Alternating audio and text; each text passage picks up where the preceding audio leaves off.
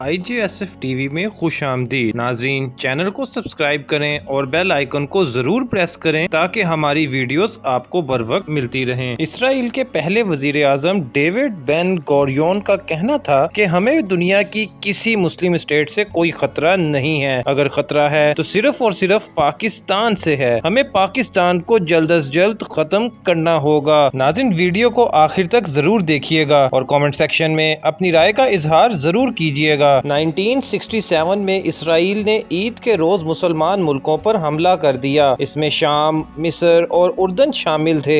انہوں نے تینوں ملکوں کی فضائیہ کو وہیں تباہ کر دیا۔ عید کے تہوار کی وجہ سے پوری دنیا میں کھلبلی مچ گئی کہ مسلمان ملکوں کو اسرائیل سے یا امریکہ سے کون بچائے گا، کیونکہ اس وقت بھی امریکہ اسرائیل کے ساتھ تھا۔ فوری طور پر پاکستان ایئر فورس سے مدد طلب کی گئی۔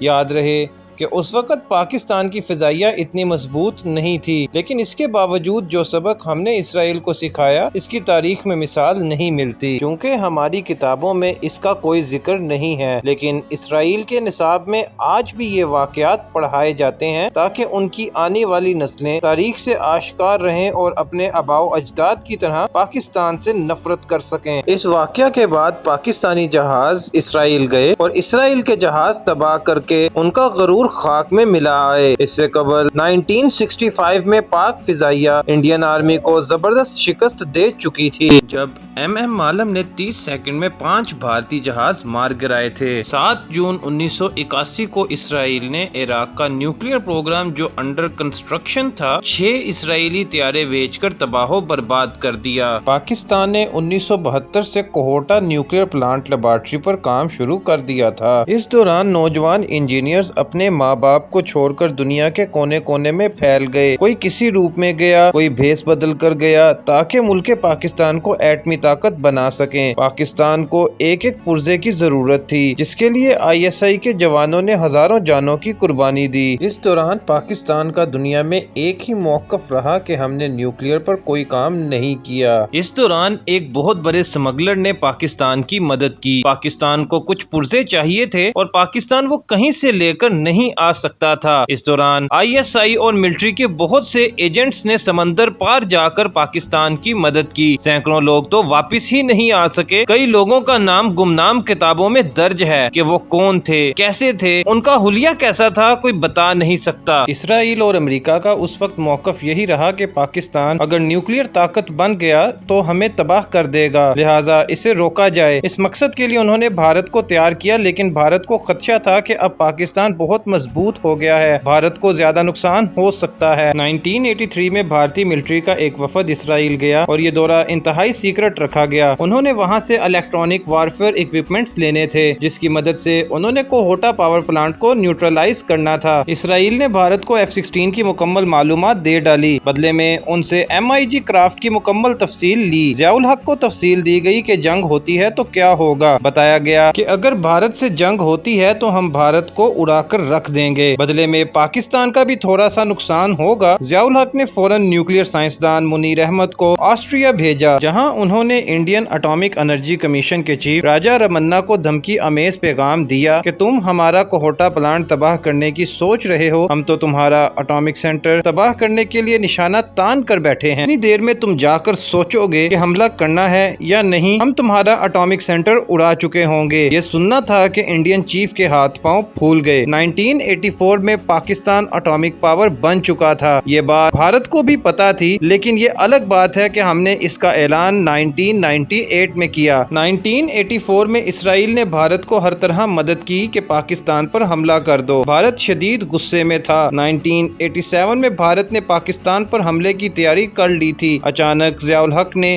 ایئر فورس کو حکم دیا کہ مجھے بھارت جانا ہے۔ پلان یہ تھا کہ میچ دیکھنے کے بہانے جایا جائے گا۔ میچ کے اختتام پر ضیاء الحق نے راجیو گاندھی کا ہاتھ پکڑا اور کہا کہ تم پاکستان پر حملہ کرنا چاہتے ہو تو ایک بات یاد رکھو، دنیا چنگیز خان اور ہلاکو خان کو بھول جائے گی، صرف ضیاء الحق اور راجیو گاندھی کو یاد کرے گی۔ ہم نے ایٹم بم بنا لیا ہے، اب ایٹمی جنگ ہوگی، اس جنگ میں کوئی بھی نہیں بچے گا، لیکن یاد رکھنا اگر پاکستان ختم ہوا تو اسلام زندہ رہے گا، تم لوگ ختم ہوئے تو ہندو مذہب ختم ہو جائے گا، یہ سن کر راجیو گاندھی سکتے میں آ گیا۔ سابق وزیر اعظم پاکستان نواز شریف دعویٰ کرتے ہیں کہ انہوں نے ایٹمی دھماکے کیے، جبکہ حقیقت تو یہ ہے کہ نواز شریف نے ایٹمی دھماکے کرنے سے انکار کر دیا تھا، کیونکہ کلنٹن نے انہیں اربوں روپے کی آفر کی تھی۔ وہ تو فوج اور ISI کے لوگ جا کر نواز شریف کے پاس بیٹھے اور سر پر بندوق تان لی اور کہا گیا یا تو آپ یہاں سے زندہ جا سکتے ہیں یا مردہ،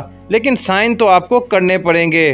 نواز شریف اسی لیے آج تک فوج سے نفرت کرتے ہیں۔ اسرائیل میں آج بھی یہ سبق پڑھایا جاتا ہے تاکہ وہاں کے لوگ، وہاں کی آنے والی نسلیں پاکستان سے اور پاکستانیوں سے، خاص کر مسلمانوں سے نفرت کر سکیں، اور اس کی مثال ہم آئے روز کبھی سیریا، کبھی دوسرے مسلم ممالک پر اسرائیل کی بے جا کارروائیوں سے دیکھتے بھی رہتے ہیں۔ ضرورت اس امر کی ہے کہ ہم مسلمان یکجا ہو کر ایک دفعہ پھر دنیا کو دکھائیں کہ مسلمان کبھی کسی سے نہیں ڈرتا اور مسلمان اللہ کے علاوہ کسی کے آگے سر نہیں جھکاتا۔